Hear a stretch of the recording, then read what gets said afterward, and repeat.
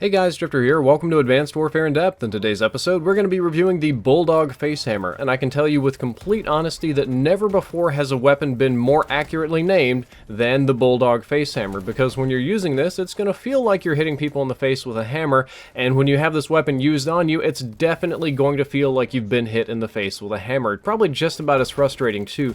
This is an elite variant of the Bulldog, and it's an excellent shotgun, and today I'm going to tell you why. The first thing you want to know is about the damage, and this doesn't technically have a damage increase, but it does have a pellet increase. The normal pellets for any shotgun, except for the blunderbuss, is 8. The normal Bulldog will therefore have 8 pellets. However, the Face Hammer will have 9 pellets, and if you're wondering why I spelled it so poorly, I'm not dyslexic or anything. I just try to make my equal signs line up, and that's the best that I could abbreviate Face Hammer, but it does have 1 extra pellet per trigger pool, which is good, because this is effectively a flat bonus to all of your damage because you're adding extra pellet, and that pellet will deal more damage. It's not spread across all the pellets, it's just adding another one that deals the same amount of damage as the rest, which is a good thing, and that increases your overall damage and your one-shot kill potential. I mean, the more pellets you have out there that deal more damage, the more likely you are to get a one-shot kill, and that's not all. If that wasn't awesome enough, I really like higher damage shotguns. This one naturally has a 20% tighter hipfire spread than the base variant,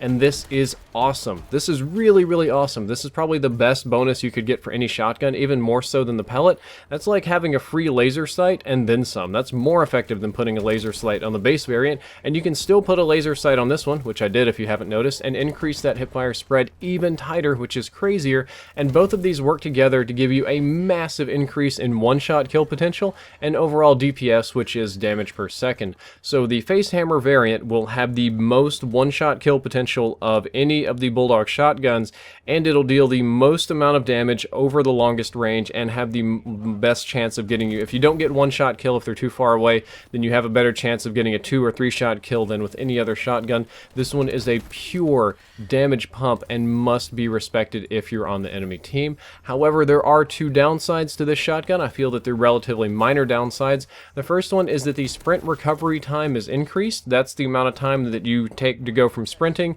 to able to aim down sights, able to hip fire or shoot your weapon or handle it. You have a 15 millisecond increase on this one, which is essentially 1 frame, or about a 10% increase right there, just kind of the same how we got approximately like 10% increases on some of the other things. It's supposed to kind of balance it out.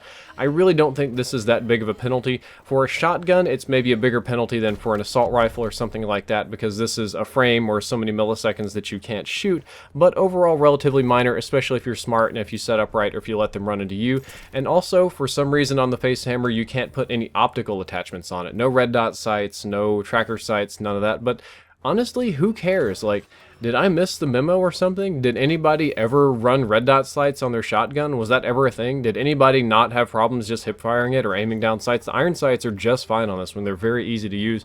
I have no idea why you would even need optical attachments to begin with, so I don't think you're going to be missing them. And another key factor here is that there are no penalties to damage, actual damage numbers. There's no penalty to range, like most of the other shotguns with higher damage. No penalty to rate of fire, like some of the other Bulldog variants. No smaller magazine size, no reserve ammo penalty.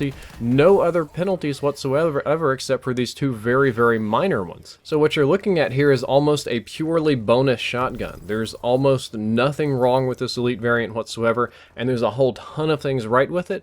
And my opinion of the Bulldog Face Hammer is that this is the best shotgun in Advanced Warfare, hands down. Like, seriously, this is a very, very good shotgun. I will admit that it does not have the same one-shot kill potential of the TAC-19. Obviously not the blunderbuss, because that takes like 5 seconds to reload. Now, the TAC-19 can get more one-shot kills, but it shoots slower.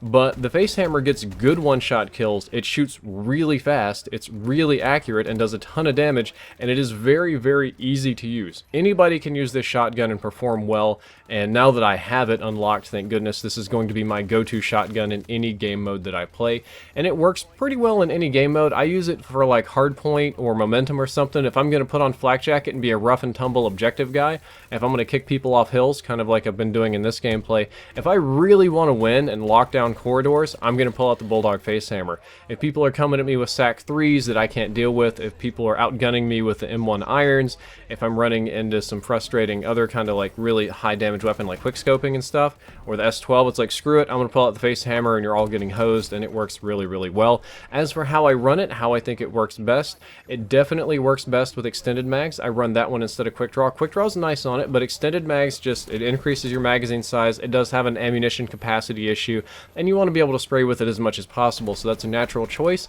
Advanced rifling is a natural choice because it extends the total range of the shotgun and your maximum damage range, and laser sight you can still put on here and tighten it up even more to get even better one-shot kill potential, and it's great like this. It's really, really great like this. I would recommend not using gung-ho because gung-ho has a tendency to screw up the hipfire box and make it too big, but if you have to, it can work in a pinch. Guys, that's all for this in-depth episode. I hope you enjoyed it. I hope you learned something useful. If you did, don't forget to like, favorite, and subscribe. The previous episode was a very fun one again on the XMG bread and butter, and the next one is going to be another fun one on yet another elite weapon. We've been on an elite roll, and that's on the STG-44 Iron Claw. Drifter out.